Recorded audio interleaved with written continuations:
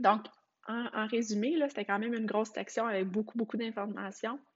Le yoga permettrait à la personne d'expérimenter puis de passer d'un état à l'autre, d'un état de la théorie polyvagale à l'autre. Fait qu'on pourrait passer d'un niveau de stress où est-ce qu'on bouge un peu plus et aussi un état de calme où est-ce qu'on se repose, on médite, on respire.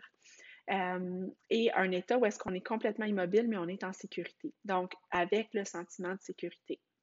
Ça permettrait une expérience.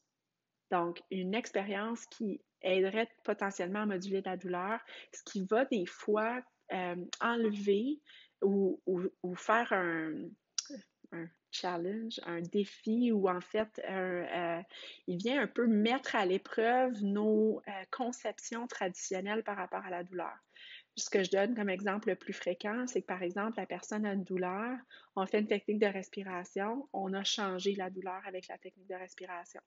Mais comment on a pu faire ça si la personne pense que la douleur est directement proportionnelle avec le degré de lésion tissulaire?